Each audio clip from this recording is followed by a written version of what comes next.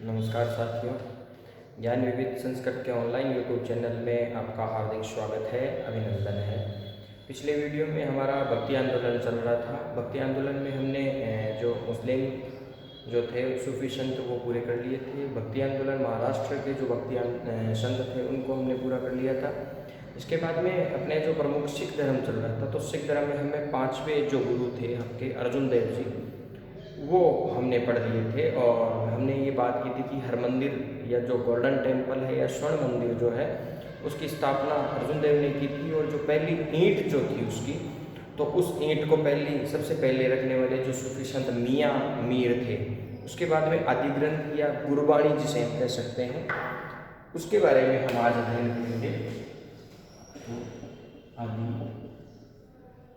ग्रंथ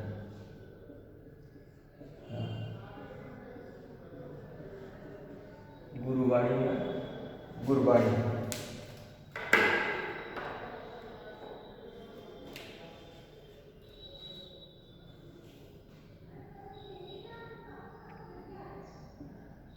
आदिग्रंथ जो था इसका 1604 में पांचवें गुरु अर्जुन देव ने इसका संकलन किया था। तो सबसे पहले शुरुआत इन्हीं से कर लेते हैं। 1604 ईस्वी में 1604 ईस्वी में आदिग्रंथ का संकलन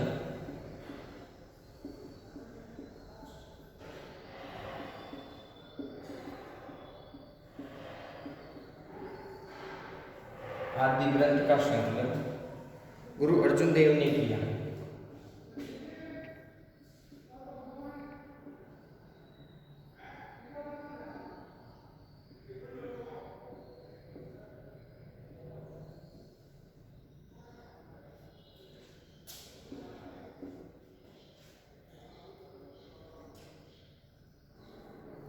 गुरु नानक के उनकी 4 उत्तराधिकारी, गुरु नानक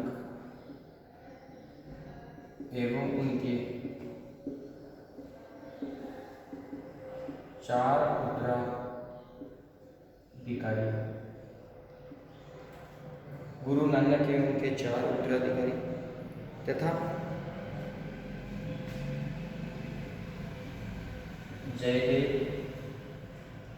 इनको अंडरलाइन करेगा, बाबा फरीद,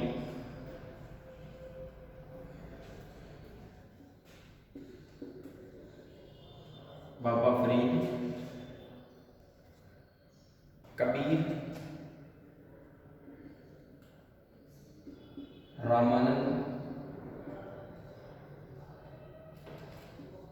रैदास, मीराबाई,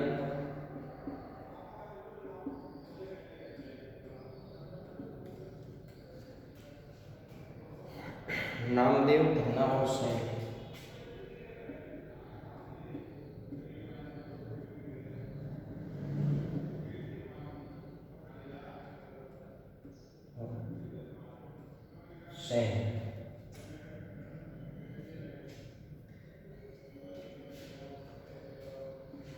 ये इंपॉर्टेंट है।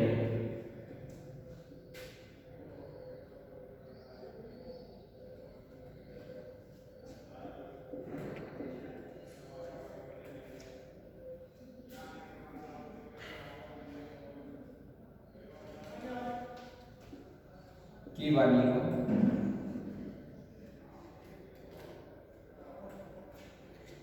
वाणी को आदि ग्रंथ में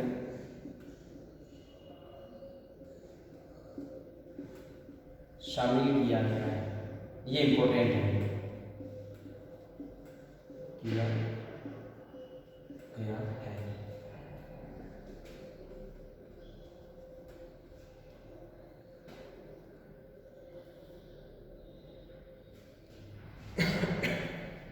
सत्रहवीं शताब्दी के उत्तरार्ध जो है, 17वीं शताब्दी के उत्तरार्ध में 10वें गुरु थे गुरु गोविंद सिंह। इसके बाद में गुरुपद की गति को समाप्त कर दिया गया था। उन्होंने कहा था कि भी सभी जो है वो एक दूसरे जैसे सिंह व्यक्ति को तो उन्होंने सिंह की उपाधि दी थी और महिलाओं को कौर की उपाधि दी थी। मेरी पीढ़ी ये सभी उन्होंने कुछ किया था। 10वें गुरु जो अंतिम थे भी,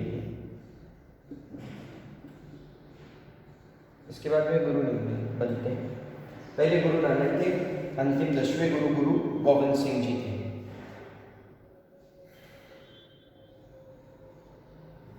निन्यानवे गुरु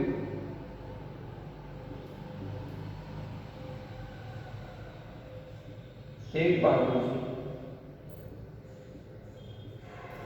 90 गुरु तेग बहादुर जी की रचनाओं को भी इसमें शामिल कर लिया गया था।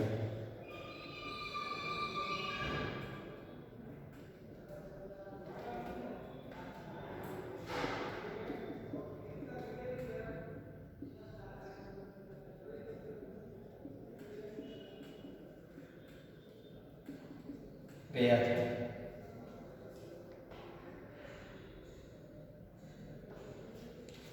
इसमें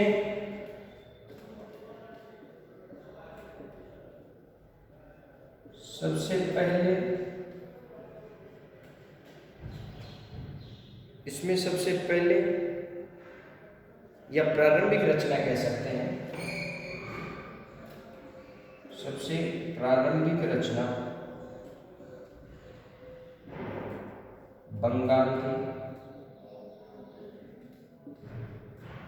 बंगाल के वैष्णव कवि जयदेव की है।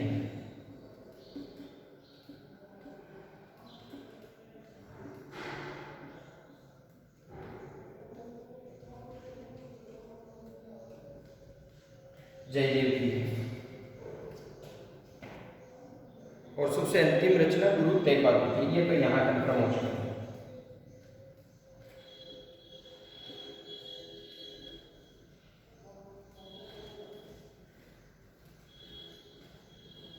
गुरु तेग बहादुर की है।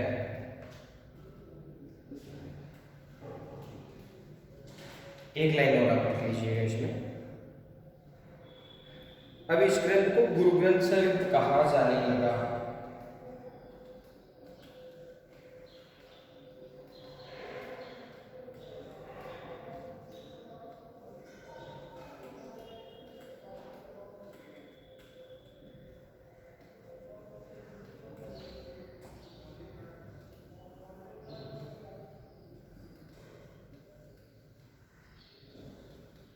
ये जो साहब आपकी जो आदि ग्रंथ है ये संपूर्ण होगी। बस ये सबसे सेकंड जो लाइन है वो आप थोड़ी सी वेरी इंपॉर्टेंट है, और फर्स्ट लाइन जो है, 2 लाइनें जो है वो वेरी इंपॉर्टेंट है, उसको देख लीजिएगा। बाकी अगर आपको नहीं भी याद है तो चल जाएगा। पहली जो आपकी 1604 में आपके 5वें गुरु जो थे अर्जुन देव, उन्होंने इसका संकलन किया था।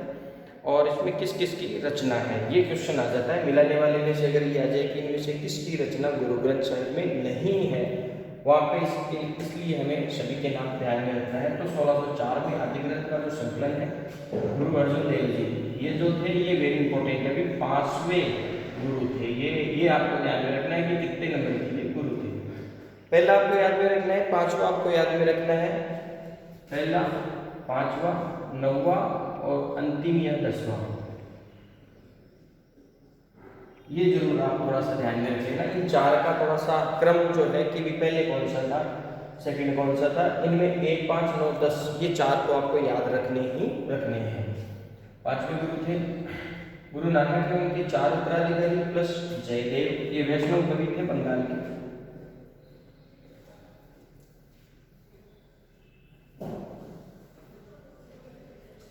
बाबा फरीद, कबीर, रामानंद, रैदास, मीराबाई ये महिला थी।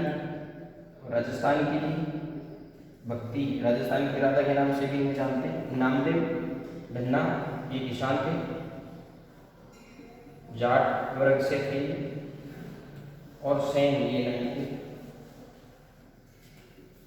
इनका नाम जरूर आप ध्यान में रख लेना कि भी ये कौन कौन से थे जिनकी आदि ग्रंथ में शामिल किया गया है। सबसे पहली जो है वो इनकी है, जयदेव की प्रारंभिक रचना। और अंतिम रचना जो है गुरु तेग बहादुर की। ये दो चीज आपको ध्यान में रखनी है। गुरु गोविंद सिंह ने 90 गुरु है ना तेग बहादुर की, और रचनाओं का सबसे प्रारंभिक ये क्रम हमने दे दिया। अब इस ग्रंथ को गुरु ग्रंथ साहिब के नाम से जाने लगा। ये थी आपकी गुरु वाणी या आदि ग्रंथ।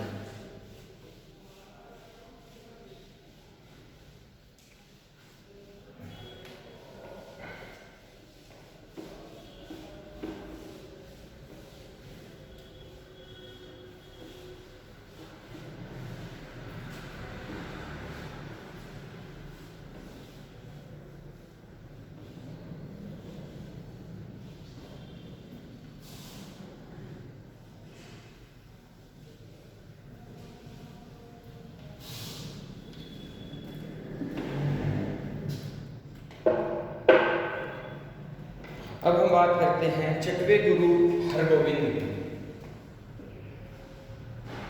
गुरु हरगोविंद जी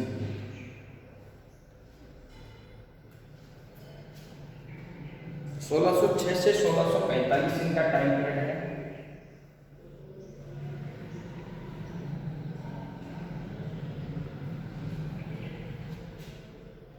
सबसे पहले अगर इनकी बात करें तो इन्हें छोड़ दाता बंदी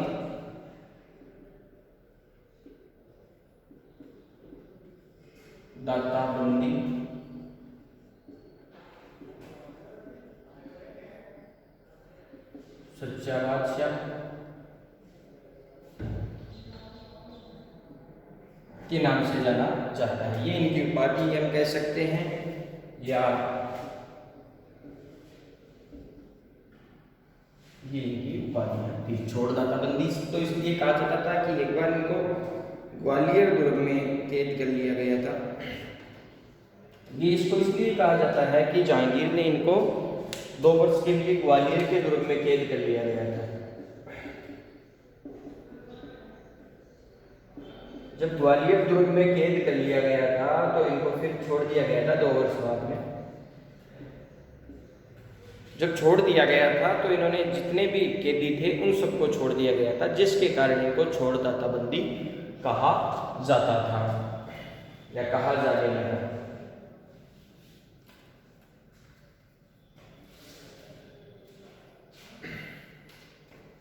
विशेष की अगर बात करें तो इन्होंने अकाल तख्त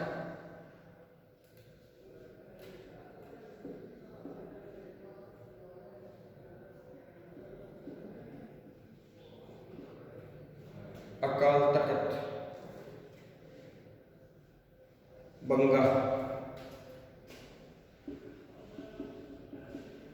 की स्थापना की 1609 में की थी। और अकाल तख्त बंगा जो है 12 फुट ऊंचा है।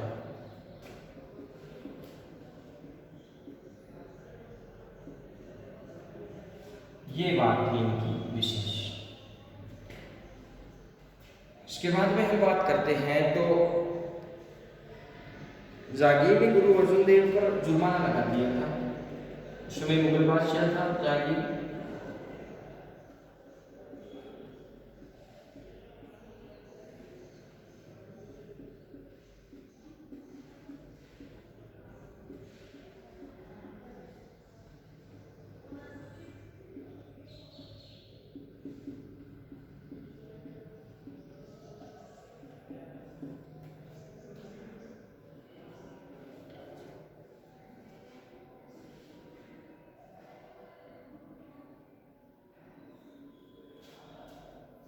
उस समय गुरु थे आपके अर्जुन देव।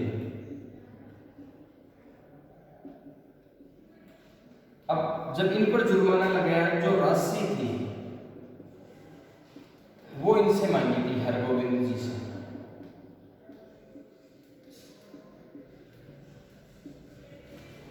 ये थी बात।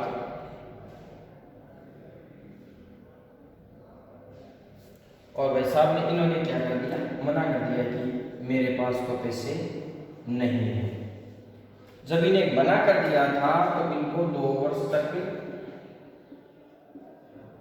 कैद कर लिया ग्वालियर दुर्ग में।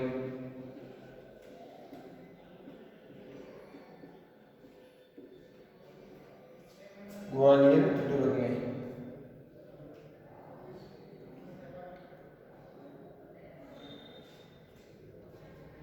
बाद में तो 2 वर्ष बाद में तो इनके जो संबंध है वो वापस अच्छे हो जाते हैं और शाही सेना में भी शामिल कर लिया गया था।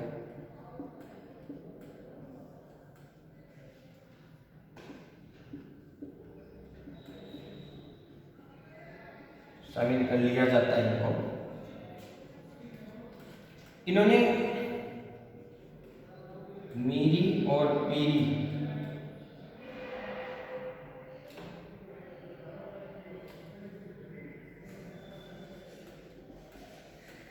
दो तलवारें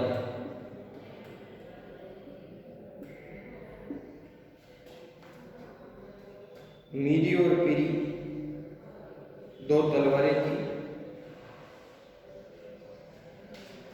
ये आत्मिक मंडल का सिद्धांत था इसमें।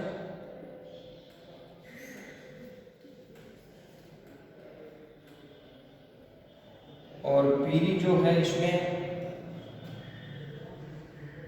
सांसारिक विषयों की दिशा देती है।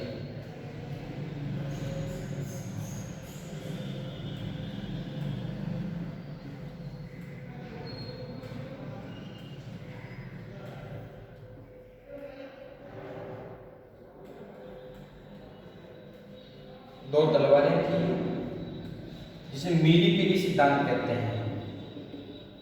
मीरी पीरी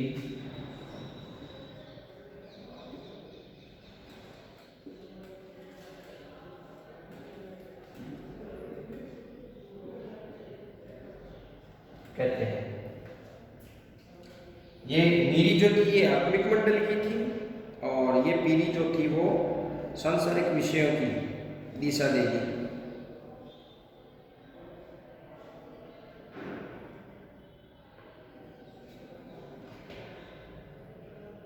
एक पाइंदा खां नाम का एक व्यक्ति था। ये भी पूछते हैं इसको, पाइंदा खां के बारे में नेट में काफी बार पूछा गया है। पाइंदा खां नामक एक पठान ने गुरु गोविंद सिंह का साथ दिया था।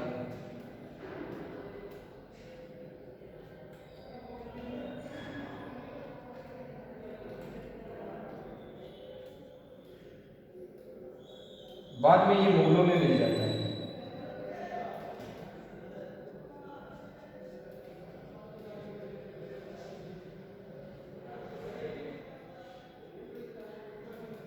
मिल जाता है।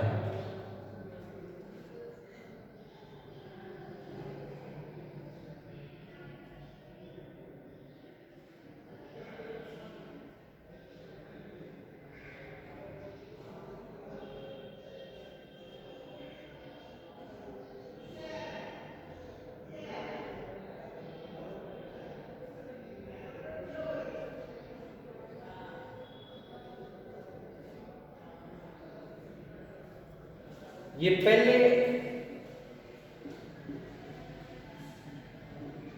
सिख गुरु थे जिन्होंने शस्त्र धारण किया।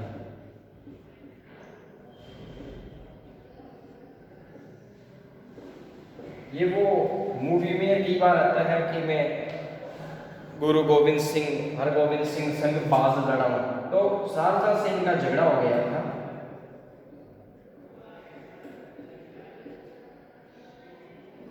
कि भी उसका एक बाज था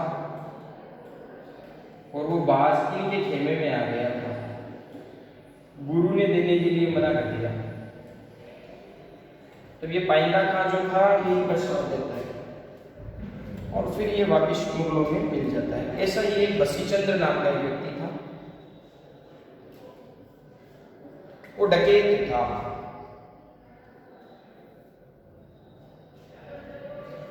ये शारदा के 2 घोड़े चुराता है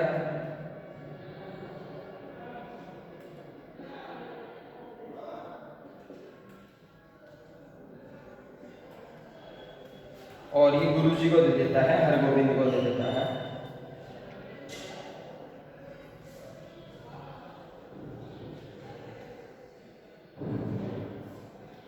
ऐसे कई चीजें, ऐसे कई मसले थे बसीचंद्र।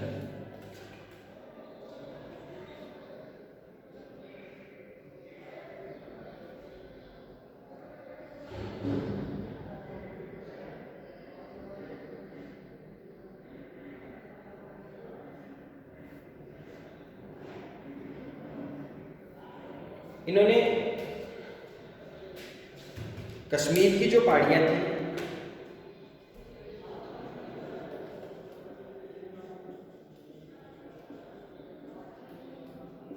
पहाड़ियों में किरतपुर की स्थापना की।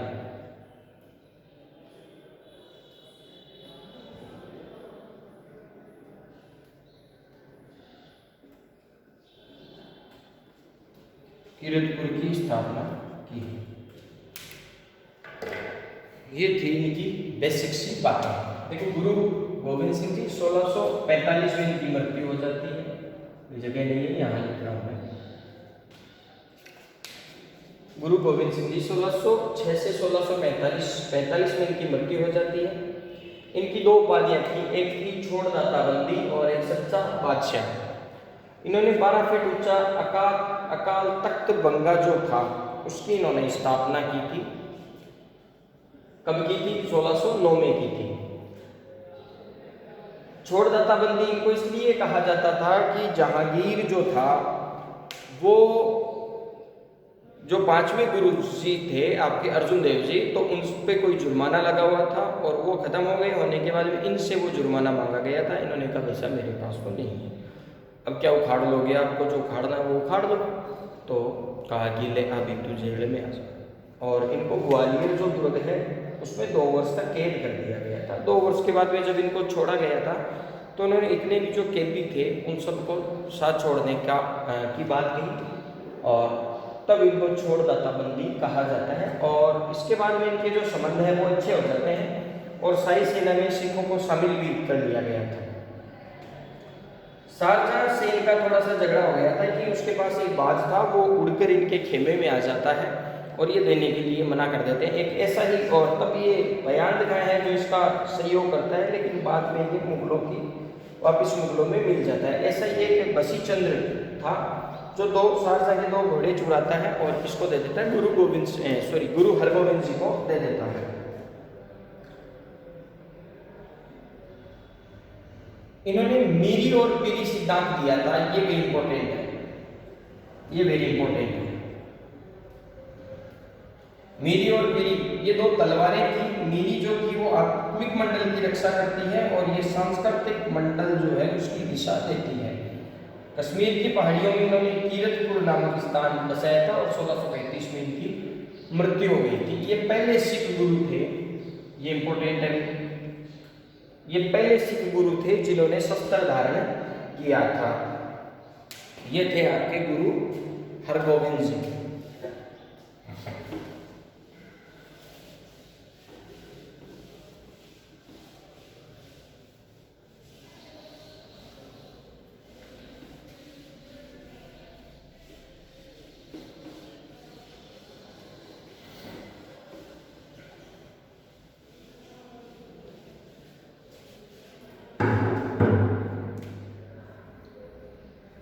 इसके बाद में आते हैं 7वें गुरु हरराय।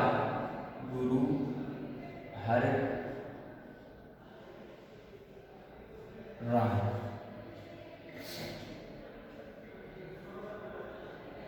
इनके 2 पुत्र थे।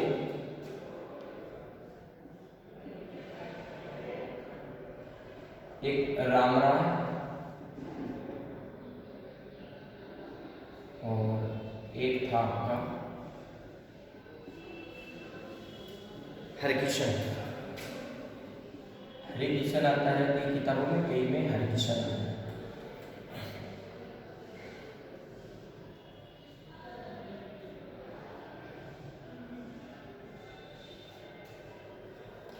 औरंगजेब जो था वो एक बार बुलाता है दिल्ली, इसको इनको ये भेज देते हैं राम राय को।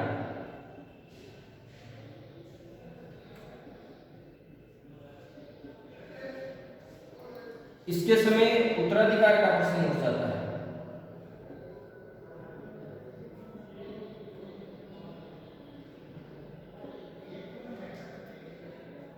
उत्तराधिकार का प्रश्न उठ जाता है।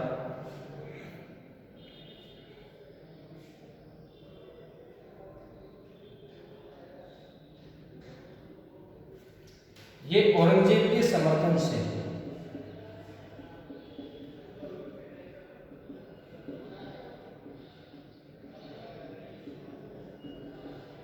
आठवें गुरु, ठीक है।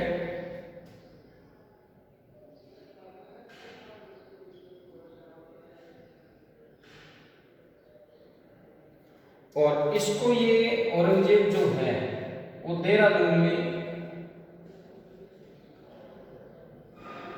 उत्तराखंड में एक बड़ा भाग दे देता है, एक बड़ा भूभाग दे देता है और ये अपनी एक गद्दी की स्थापना ये कर देता है।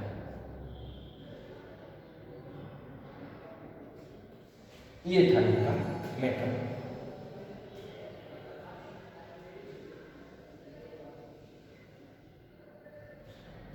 इनको बुलाता क्यों है वे दिल्ली? तो आदि ग्रंथ के स्पष्टीकरण के लिए।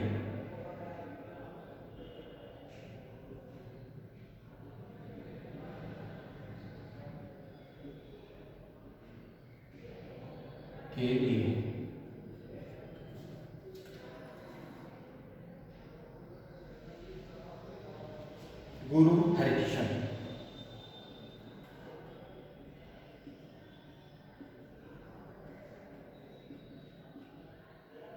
इसको थोड़ा सा समझ लीजिएगा कि गुरु हरगोविंद के बाद में गुरु हरराय बनते हैं। गुरु हरराय को गुरु वाणी या जो आदिग्रंथ के लिए बुलाया जाता है, औरंगजेब दिल्ली बुलाता है। ये दिल्ली स्वयं जाते नहीं है, इनके दो पुत्र होते हैं, एक राम राय और एक हरिकृष्ण। तो ये राम राय को वहाँ भेज देते हैं। बाद में इनमें ये प्रश्न उठता है कि वे किसको ये अपना उत्तराधिकारी बनाएंगे। उत्तराधिकारी का सबसे पहले प्रश्न उठता है तो औरंगजेब के समर्थन से हरिकृष्ण जो है वो अगले गुरु, आठवें गुरु बन जाते हैं और राम राय को खुश करने के लिए वह देहरादून उत्तराखंड में एक बड़ा भूभाग दे देते हैं और वहाँ पे वो अपनी गद्दी स्थापित कर लेता है। हरिकृष्ण जो थे इनको एक रोग हो गया था, से चेचक हो गया था और पहले जो चेचक था उसके कारण कई व्यक्ति अंधे हो जाते थे और उनकी मृत्यु हो जाती थी, कईयों की आंखें चली जाती थी, कई विकलांग हो जाते थे। पहले भयानक रोग था एक चेचक और इनको चेचक हो जाता और चेचक के कारण मृत्यु हो जाती थी। इसके बाद में 90 गुरु बने थे तेग बहादुर।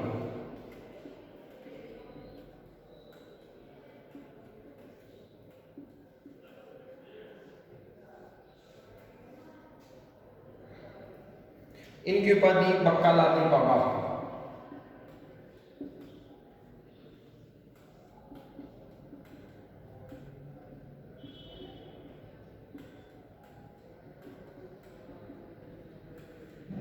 बक्कालादी बाबा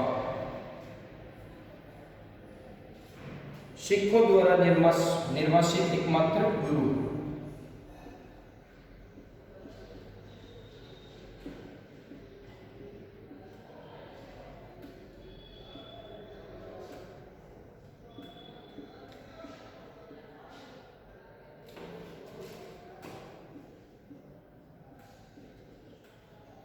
सिखों द्वारा निर्वासित एकमात्र गुरु। ये बक्कालादी बाबा गुरु हरिकृष्ण ने कहा था।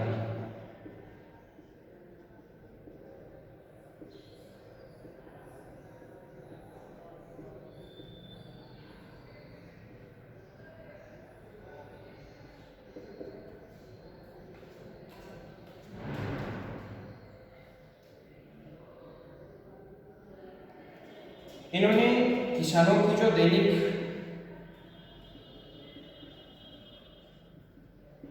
दैनिक समस्याओं पर ध्यान दिया था।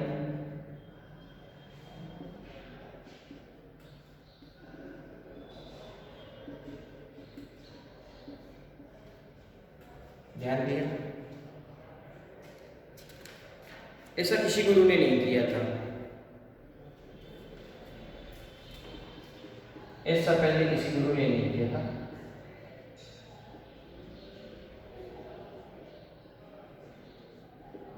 औरंगजेब इनको मृत्युदंड दे देता है, ये जरूर पूछते हैं।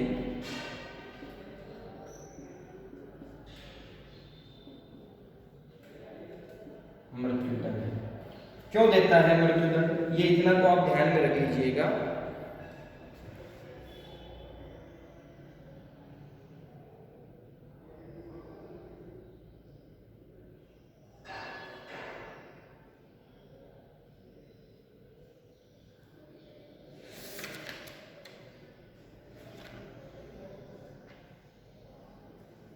ये मुगलों के असम अभियान में भी साथ गए थे।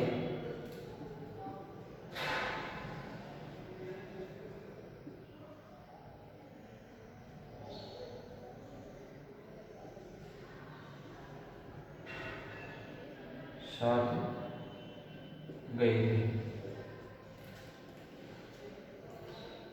इनका आप इतना ध्यान रख लीजिएगा। इनको शिक्षक हो जाता है तेग बहादुर की उपाधि वकालत बाबा, ये हरिकृष्ण जी ने दी थी। ये सिखों द्वारा निर्वासित एकमात्र थे। औरंगजेब ने इनकी हत्या कर दी थी, मृत्युदंड दे दिया गया था।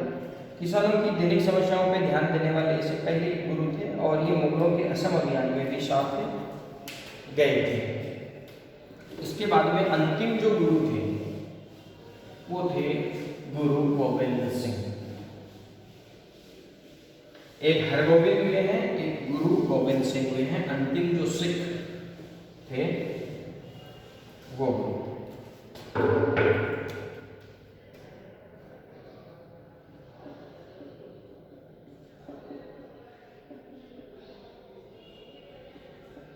गुरु गोविंद सिंह, 10वें गुरु, अंतिम भी यही है।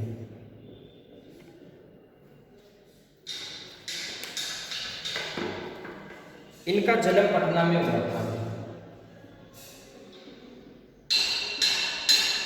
पटना में। और मृत्यु जो है वो दक्षिण में गोदावरी नदी के तट पर है।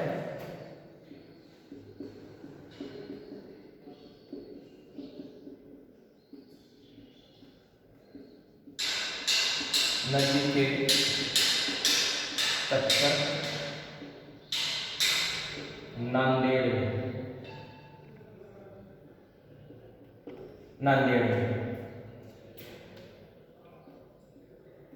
विशेष अगर इनकी वेरी इंपॉर्टेंट अगर बात ध्यान में रखें, इनकी पहली उपाधि आप लिख लीजिएगा, सच्चा बादशाह,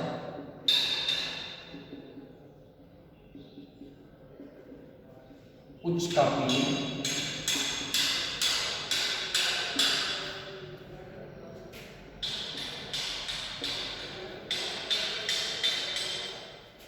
उच्च का पीर और सर्वा सदानी।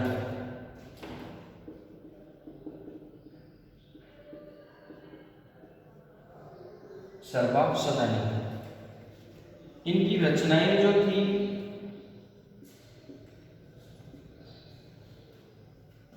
वो थी आपकी दसम बादशाह,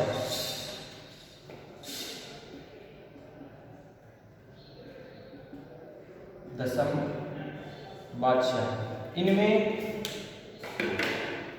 गुरु गोविंद सिंह के विचारों का संग्रह है।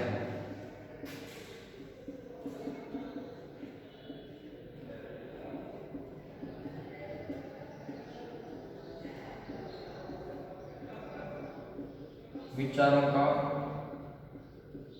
संग्रह है।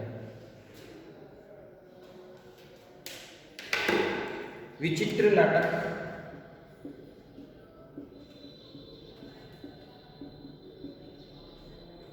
एक है जफरनामा, ये इंपॉर्टेंट है।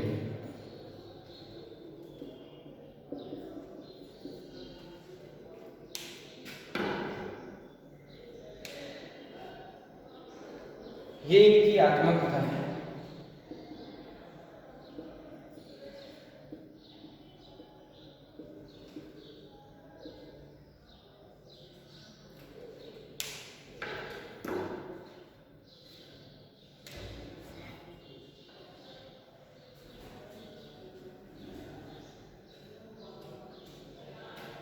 ये फारसी में है और औरंगजेब से वार्तालाप है।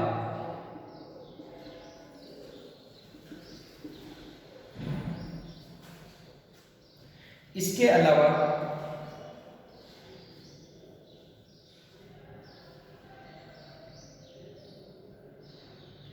ये एक कृष्णावतार हो गई, एक चंडी दीवार हो गई।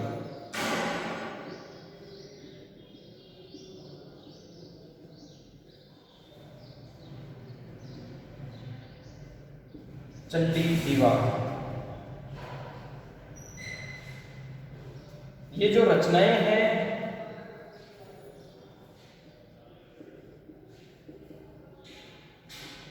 हिमाचल के पोवांटा से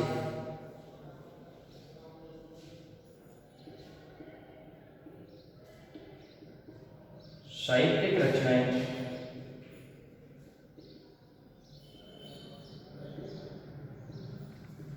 करते थे। ये जगह आप ध्यान में रखिएगा। इसके अलावा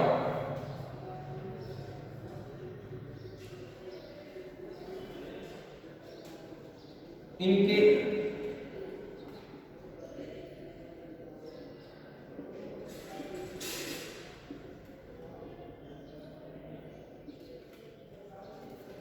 गुरु गोविंद सिंह के शिष्य तथा आजीवन उनके साथ ही रहे।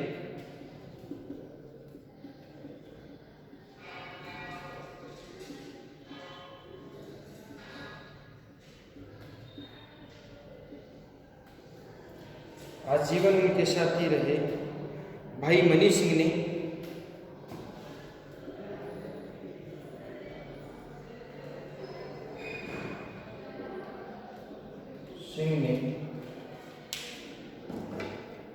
सिंहंदी भक्तमाला लिखा।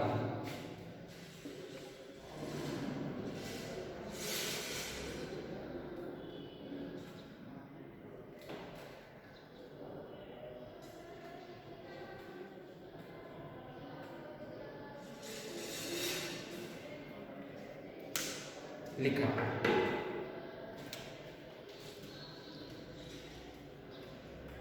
1699 में खालसा की स्थापना की। आदमी ये दल खालसा कहलाता है, ये भी इंपॉर्टेंट है।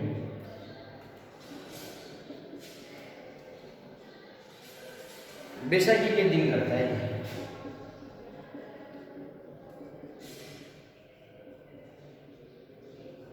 लोहड़ी वगैरह देना 1699 में the society of the pure start हो गया। दी सोसाइटी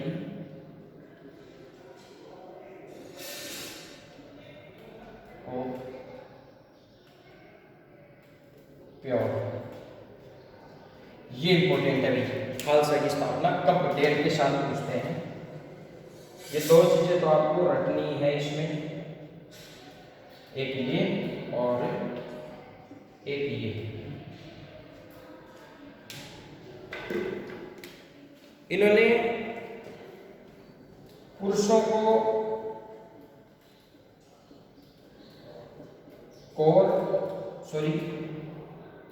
पुरुषों को सिंह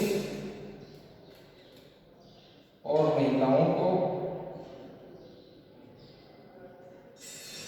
और लास्ट में लगा देते गुरु गोविंद सिंह, है ना, और कौर की उपाधि इन्होंने दी थी। आनंदगढ़, केसगढ़ और लोहागढ़, आनंदगढ़, केसगढ़, लोहागढ़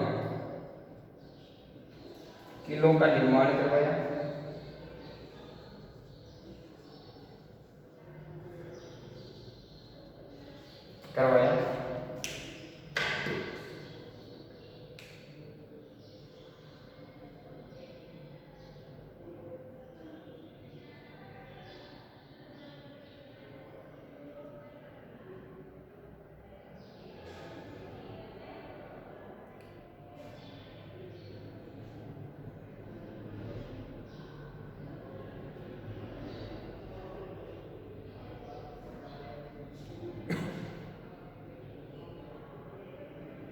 हुजूर साहब इनकी याद में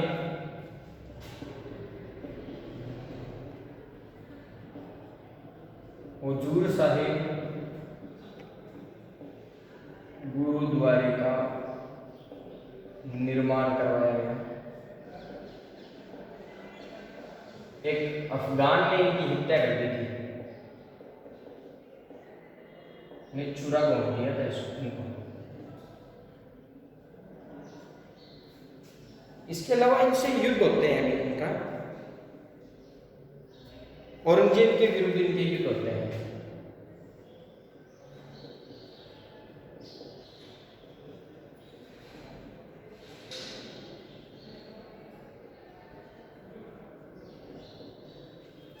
कौन कौन से होते हैं?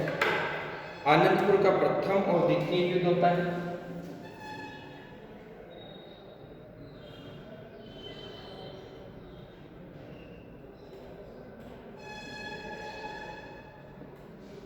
चकमोर का युद्ध और खिदराना का युद्ध।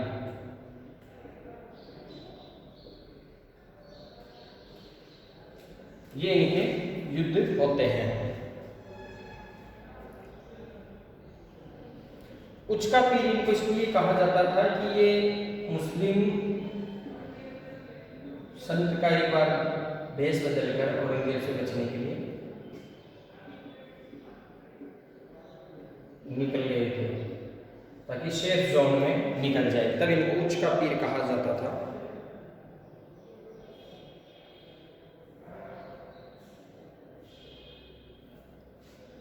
एक बात सबसे इंपॉर्टेंट मैं बात बता देता हूं, इन्होंने अपना पूरा जीवन और पूरा परिवार स्वतंत्रता के लिए लगा देते हैं, के लिए न्योछावर करते हैं। ऐसा ही एक परिवार और होता है राजस्थान में, केसरी सिंह बारट।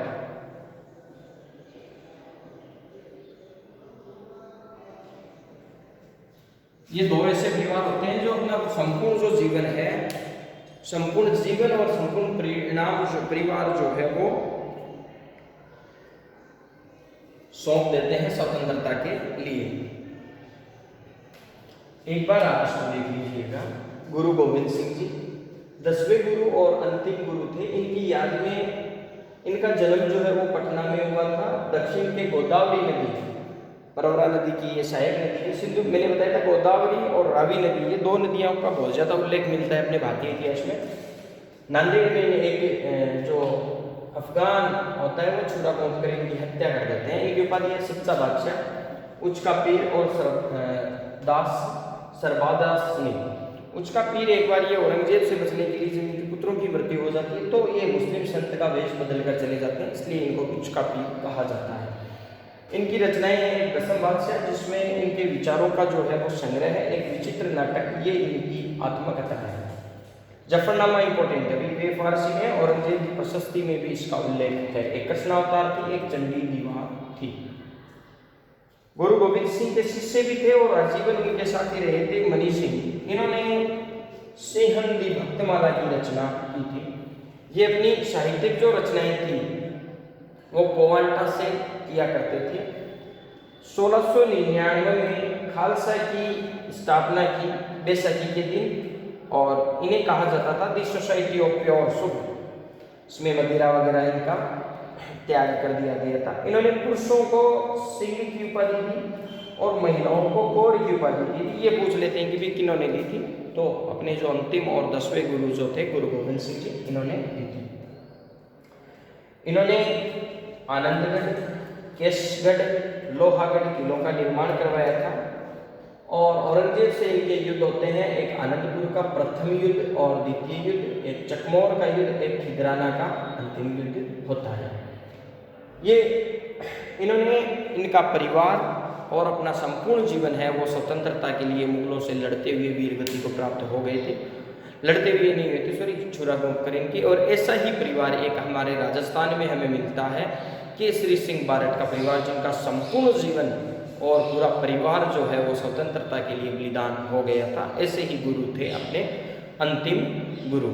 अगले वीडियो में हम जो मध्यकालीन सामाजिक धार्मिक आर्थिक जो रीति रिवाज है, तो कुछ जो गुलाम वंश जो है जिसमें आपके औरंगजेब वगैरह जो है उनके बारे में हम अध्ययन करेंगे, क्योंकि मुख्य बातें तो उनकी जो है आपकी जो कला संस्कृति और साहित्य की है, लेकिन थोड़े थोड़े उन राजाओं के बारे में हम पढ़ेंगे। तब तक के लिए